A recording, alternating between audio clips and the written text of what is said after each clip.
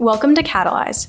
I'm your host, Allison Horst from the class of 27. We have with us today Sachi Akmal from the class of 28. Currently on Morehead-Cain's International Gap Year program, Sachi has so far visited 10 countries over the span of 9 months. From climbing Mount Kilimanjaro to exploring Italian monasteries, Sachi has explored so many regions of the world and has immersed herself in the local culture of each place she has visited.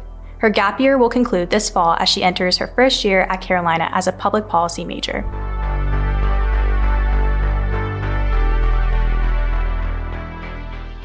Thank you, Sachi, for joining us today. Where were you before you came back home to North Carolina? And why did you come back home this weekend? Well, first of all, thank you for having me, Allison. I just spent 6 weeks in Morocco and had a quick layover in London before I came back to North Carolina to kind of regroup before I take off for my next and final international segment of my gap year, which will be in Japan. So I just wanted to stop by and say hi to some of my friends here at UNC, including you. That's why I'm here. So exciting seeing you. I love when you get to come back and just like hearing all your stories and just joining us today in itself is just so awesome. I know, yeah. But what ultimately motivated you to participate in the Morehead-Cain's International Gap Year program? This is something I kind of struggled to answer myself because I don't think it was one defining factor. And it was something that kind of simmered in my mind for a long time. And even when I made that like concrete decision to take a gap year, I still did not fully process it. I think I'm doing that finally now, like almost 70% the way through with my gap year. But I think the first time I was introduced to it was at Discovery Weekend. And I didn't even start to consider it as a viable option for myself until that weekend and meeting some scholars who had been on gap years, talking to Ann Smith, who recommends it. I think it's like one of her top recommendations to take that time off. And so, it was kind of just something that was like simmering after Discovery Weekend. I was still considering whether I'd even accept the scholarship or not. And I think it was at a Charlotte alumni event where my parents met Ann Smith and she brought up the idea of a gap year as well. And then on the car ride home, when they were like, oh, this might be like something you might want to look into, then it finally like started falling into place because I was really apprehensive about what my parents would think, because as the child of like Indian immigrants, that's not something that most of them see in their like children's futures, to take time off from school. Like that's a very bizarre idea. But I think talking to Anne, understanding all the resources that would be available to me, how it would be very hard for me to fall on my face. And even if I did, I would learn something from that, was something very valuable. And that's ultimately what led me to take that step and defer my enrollment for a year. I can speak for at least myself and like regretting not taking a gap year, especially after looking at your photos. Oh no. I was just saying this before, but I was in midterm season and I would just see all your photos and you just like traveling around the world. And I was like, wow, that could be me. And I was definitely in that position last year too, when I was like deciding whether to take the scholarship. I finally started following some of the current gappers and seeing their pictures was like, that I was like, wait, that could be me somehow. I don't really know what steps I need to do to get there, but it could be me because people have done it before. But also, social media can be deceiving. It's really cool to see those glamorous shots and these really cool locations. But I think we'll get into this, but there are a lot of aspects to a gap year that are unexpected and can be difficult to manage. It's not all what you see on social media. Yeah. And then kind of on that note, so I'm assuming that you planned quite a bit for all your travels ahead of time, but what were the spontaneous moments that weren't necessarily planned? Mm-hmm. And as well as like how much planning did really go into it? Like, was it like months, weeks? Like, can you like quantify that? I think after speaking to a lot of my fellow gappers, when we met up in Tanzania in January, I realized that I probably was one of the few scholars who did less planning. I know I met some people who applied to college and even the Morehead-Cain knowing that they would take a gap year. And they had been planning for, I guess, a year at that point, just applying to programs and stuff like that. But for me, it was a lot more spontaneous. I didn't think I'd do any international travel until that very Tanzania trip. But actually, and I have to thank my parents for this, I got to backpack Europe for 2 months before that, from September to November. And that was a very last minute decision because two of my friends that I knew from Charlotte, they're twins actually, shout out to Katerina and Philip, they were planning to backpack Europe together, and they heard that I was taking a gap year, so they invited me. And it was so last minute. They were leaving like in a week. And I didn't even bring it up with my parents because flight tickets at that point were super expensive. But they had the foresight that I lacked to know that this would be a great way to get used to traveling, to do with people who had connections in Europe, to kind of work as a group to figure out logistics and stuff like that. And it's made the rest of my gap year so much more smoother because I built a lot of those skills earlier. But yeah, a lot of my plans were spontaneous, like booking that flight. That was very last minute. I actually ended up leading planning for the Tanzania trip, so that started pretty early. But yeah, I think it was a good mix. And something I learned was that when planning your gap year, at some point you just have to go for it. You can't expect to have everything figured out before you step foot in a country, which is really scary.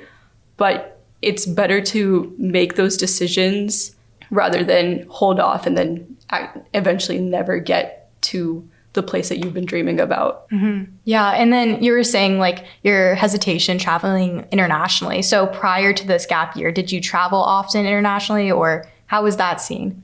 So the way I like to put it is when my family had enough money to book international tickets, we were always going to India to see our family. Other than India and the US and some like road trips to Canada and Mexico, I'd never really seen much of the world. And I was very grateful to even see India. I think I actually lived in India for 3 years. And living in India, living in a different country, opened my eyes to so many things and made me realize the value of just like spending time in a different place. Because you come across so many things that you didn't even know would be different, or so many things that you didn't even know your eyes had to be open to. And that's kind of the mentality I went into, going to as many parts of the world that I hadn't seen already, to just hope to be surprised or hope to have my eyes opened. And that definitely happened everywhere I went. And then you were writing in your blog post about in Vienna, you were talking about tourist versus traveler dilemma when visiting new places. How did you find ways to immerse yourself in the local community in places that you traveled to? Yeah, so actually, I think the more I've traveled, I mean, I did that blog post. I think that was my second stop while backpacking Europe.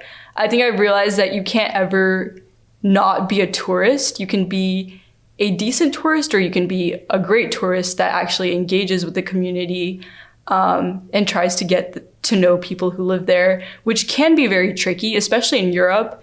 I found that it's difficult to immerse yourself within actual European society. It's more so the traveler community in Europe, which is also very fascinating. But I found immersion whenever I somehow got to know somebody who actually lives in Europe. So one of my favorite stops in Europe was in Berlin, because I met a German traveler in Italy who was originally from Berlin. And she told me to stop by and see her if I ever made my way there. And that was an incredible time because I stayed with her and her family. I met all of her friends at school. And she was just like my personal tour guide, telling me all of these interesting facts about Germany and German culture and Berlin in particular. I learned so much about the school system just by observing her. And I was very fortunate to have some small moments like that. But one of my, some of the most valuable experiences have been was recently when I was in Morocco and I was staying with a host family, and that was so different to anything else I'd experienced that year, because it's so different to actually live and eat and go to the public bathhouse with a local family, especially a local family that doesn't speak English. And so you're forced to, I had to communicate with them in French and the little bit of Arabic that I was picking up. And that was so much more immersive and so much more valuable. And I wish I'd done more homestays earlier in my year. And you were just talking about Morocco. How did that homestay come to be? Is there like a website that you just sign up, or like how did that happen? Yeah, so I was looking for, I knew I wanted to go to Morocco at some point during my gap year, but I didn't have any connections there, and I didn't have any travel buddies either. So I was looking for some sort of stable positioning that would make it easier for me as a solo female traveler to get to Morocco. And I heard about this language school. So I went on their website, and they actually offer ways to get homestays. So I did it through that school. And yeah, so I actually, just one day I just randomly, I just showed up at their door. Didn't really know much about my host family, but they ended up being the sweetest people ever, which I think is quite typical with host families. You have to be very sweet and accommodating to even think about hosting people from other countries. Yeah, you were just talking about like safety as like a female solo traveler. Yeah. And so how have you balanced safety with like an immersive experience and meeting these new people that you find all across the world? Yeah, well, I actually think the more immersed I am in something, the more safe it tends to be, because I'm with people who live there, or people who are used to traveling. And I think this is interesting, and you'll hear this a lot from people who have had the opportunity to travel outside the US, but a lot of places are just simply safer than the US, which was like a very interesting feeling to know that you could be in a public space at night and like the probability of someone having a gun was near zero compared to the US, where you can almost expect that. So a lot of things were in that way much safer. I still did a lot to manage my safety. For most of the year, I was traveling with other people who had a lot of like common sense and street smart skills to know how to avoid situations like that. And then when I was in Morocco, I was living with a host family. I had a very stable schedule. I knew how to avoid situations that could be potentially dangerous, but overall, I found the places that I traveled to much safer than some areas in the US. And was there like ever a specific moment that you're like, I feel unsafe right now? And like, how did you work to kind of mitigate that situation? I think certainly there were some moments where I felt unsafe. Fortunately, most of those moments I was with other people, and we could kind of put our minds together on how to avoid a situation or how to deal with it. But even when I was on my own, my greatest defense was actually my earbuds. I would just have my earbuds in, and even if I wasn't listening to anything, it would be a way to kind of avoid unwanted interactions without coming off as rude, because coming off as rude is a way to get into dangerous situations as well. But yeah, fortunately, most of my unsafe experiences I was able to manage with the help of others. Kind of on the same note, I guess, of unsafe, when you climbed Mount Kilimanjaro with fellow gap years, how was that experience in general? Can you just speak to that? The funny thing about the Tanzania trip is that it was one of the motivating factors to take a gap year, because for listeners who don't know, it's kind of become a tradition for Morehead gappers. I think we were the 4th consecutive year to plan a Tanzania trip with a hike, a safari, and some other exploration in the country. When I heard about that first, I was like, that is such a unique tradition to have. And the fact that I could easily become part of that is insane. But yeah, planning the trip without the help of a travel agency was definitely a lot. But because we had so many years of research and context to fall back on, it actually was a pretty manageable process. And the experience was quite unforgettable, as you could assume. I mean, there were so many factors that made it an incredible experience. I think what most people want to hear about is what were the views like from the top.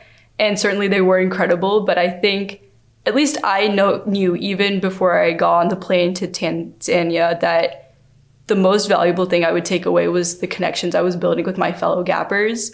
It was such a lovely point in my gap year when so many people had been in so many different places in the world, and we were all converging at one point, doing something incredibly physically and mentally difficult to get really close really quickly, and finally be in this environment where we were kind of all had experiences that we could relate to each other with. Because a lot of my year, especially when I went home for the holidays, was a little tricky, like talking to my hometown friends. about experiences that weren't really relatable. And it's really hard to come off as, down to earth when you've done all of these things. But that was a very refreshing environment to be in. Yeah, and how long was the trip in total? Like from like base camp to like summit? So what we learned is that there are a bunch of different routes you can take to get to the top, ranging from 8 days to 4 days. And we've picked the route with the highest percentage of summiting success, which ended up being 7 days and 6 nights. We spent 6 days climbing up the mountain and then 1 day descending. And the reason it takes so long to climb up the mountain is because you change elevation a lot to slowly get acclimated to it, because the number one factor that affects your chance at summiting is altitude sickness. So I think the reason this route has so much success is because you reach really high elevations and then you go back down to get your oxygen levels back up so you can get acclimated to the altitude. And that way you can reach summit with more success. But summit day itself was probably the toughest day I've had mentally and physically. But what made it great was finally getting to the top with these people that I only met like 5 days ago and really basking in that moment.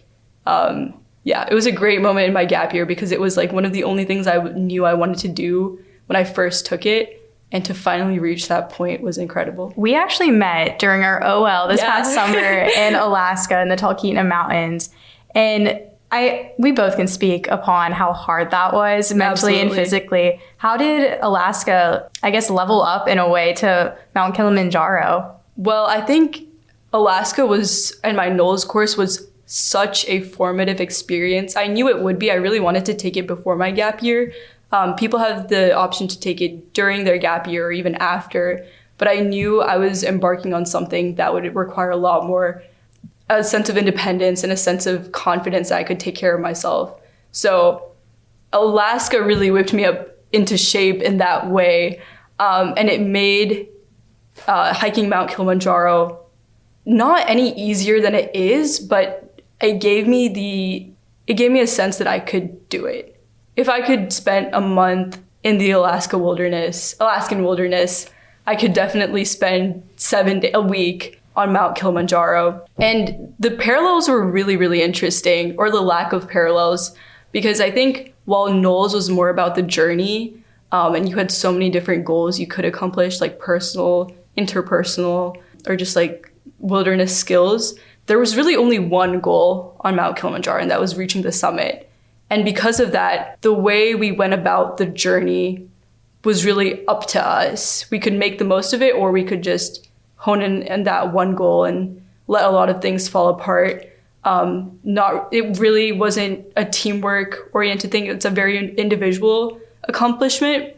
But I think with the group that I was in, with it all being Moreheads who'd been traveling and really cared about getting to know each other, it became a great experience in that way as well. So both of them were definitely great experiences, but Mount Kilimanjaro had the potential to become a lot more individual and maybe not as fulfilling in some ways as the NOLS course was for me.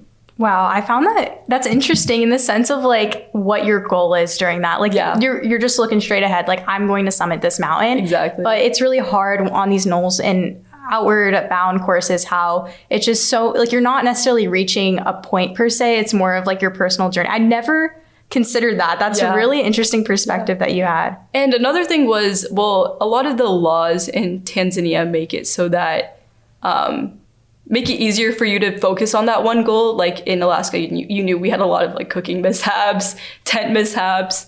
In Tanzania, because we were hiking with a hike organization, they did the cooking for us. They set up our tents for us so that we could focus on climbing the mountain, which is just a very different experience because you have the privilege not to worry about your survival in those aspects and more so just staying healthy and getting to the top. And then you're saying you had other activities after Kilimanjaro. Can you talk a little bit about that? I think there was like a safari of some sort. It sounded really amazing. Yeah. So we spent a total of 3.5 weeks in Tanzania. And it started with the hike. And then we had a couple of days of rest that were much needed before we did a 4-day safari in the Serengeti National Park. And We worked with the same safari organization that the past 3 years had worked with as well. So we had a really great relationship with their safari guide. And that was a great experience for a lot of people on the trip who were really interested in environmental conservation and just animal lovers in general. And then we spent the last few days on our trip traveling to Dar es Salaam and taking the ferry to Zanzibar and kind of just enjoying each other's company, doing some sightseeing, and really spending some time together before we all split ways again by the end of January. Yeah, and you have done so many experiences just this far.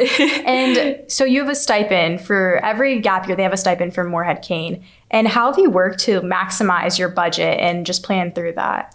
So I think when we're talking about maximizing funding, that doesn't necessarily have to mean time-wise, because technically my funding only got me through 2.5 months of an entire year.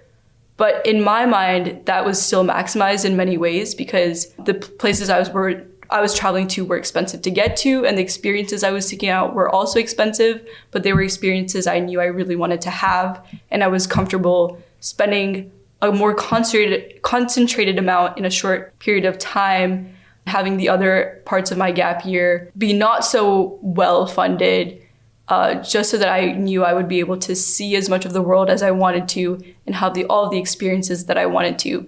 But that isn't to say that the Morehead-Cain stipend can't last the entire year, because I have a lot of friends who also took gap years who are very creative with how they sought out their experiences to make sure that the stipend actually did cover the entire year.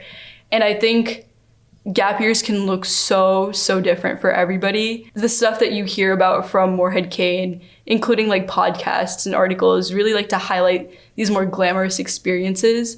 But we would really need 100 Morehead-Cain scholars in this room to talk about their gap year experiences, to really highlight what a year off can look like financially, the experiences that those include, the parts of the world that includes, just even personal development that people experience as well. And I think that'll be a better way to experience it. Mm-hmm. And then you were talking a little bit about like advice and that sort of way of thinking. So I know I talked to a lot of high school seniors when they're here for Discovery Weekend, and a lot of them are very excited about taking a gap year. And they're a little frightened sometimes, like what you were saying, they're kind of hung up on like the financial aspect of it. Is there like other advice that you can give to these high school seniors kind of to like mitigate their worries about a gap year? Well, I think I should go back to where I was mentally when I took the decision, made the decision to take a gap year, because at the end of the day, it was a very logical decision. I could put exactly on paper like why I decided to take a year off. And the way I saw it was that Morehead-Cain uniquely was providing so many connections and resources that would make it very hard for me to fall on my face when making this crazy decision, or seeking out experiences, or seeking out people to meet across the world.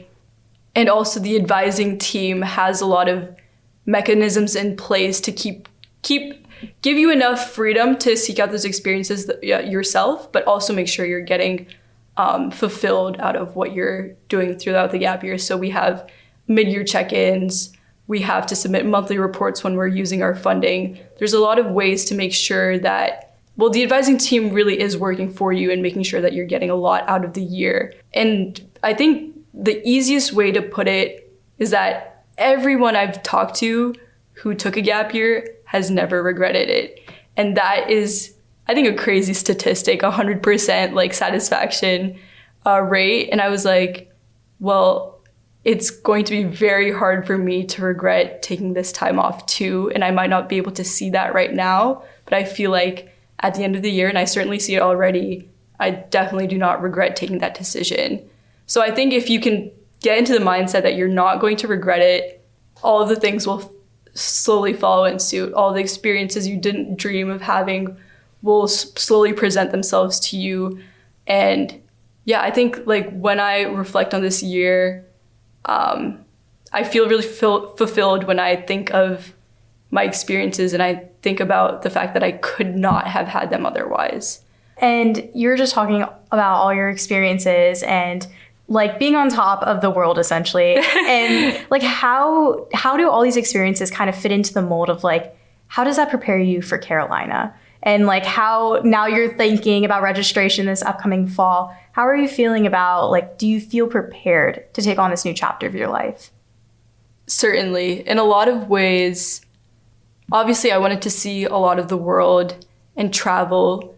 But I knew that while doing that, I was also building a lot of personal skills regarding my ability to take care of myself, my ability to mitigate stress, work with logistics. And I think that, I felt that way after Alaska. And then after having used those skills in the urban world, I feel very much prepared to take on any challenges at Carolina. You've traveled so many places and you've seen so many things and you've already come back to North Carolina, and sometimes I bet it gets kind of lonely and you most definitely miss your family. Can you speak to how you handle that loneliness as a traveler? Something I realized after I came back from my very first trip, which was the 2 months in Europe, which had been the longest I'd been away from home, was that it felt so good to be home. And I knew that if I was going to get through this year, I had to build in time to be home and see my family again and see my friends again, which was difficult to admit because so many of the people I met up in Tanzania with, or I was just following on social media, spent almost their entire year abroad and never went home once. And I kind of felt that I was being weak in some way, that I needed to come home so often to regroup and get my bearings. But I had a countdown in my mind, if I really needed it, about when I'd be able to see my family next. And that's definitely something that helped me get through the year. And then eventually the promise of being on the UNC campus in the fall.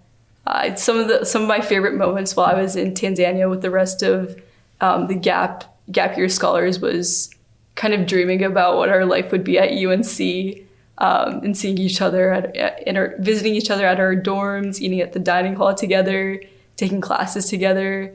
It was something that we all really looked forward to. And I think being away from home so much made it that much more exciting. And you were just talking about what you're looking forward to at Carolina. Is there anything at Carolina that you're like, I'm so excited for?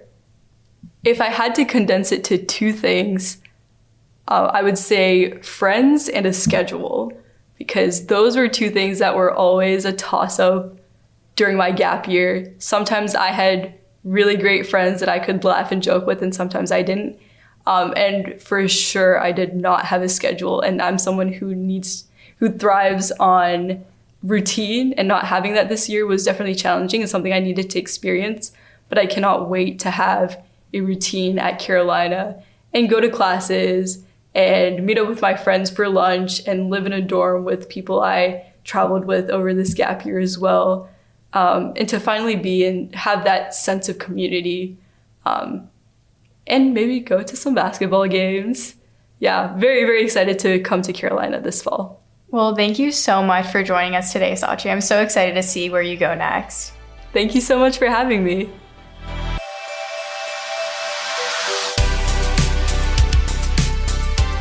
Thank you for listening to Catalyze.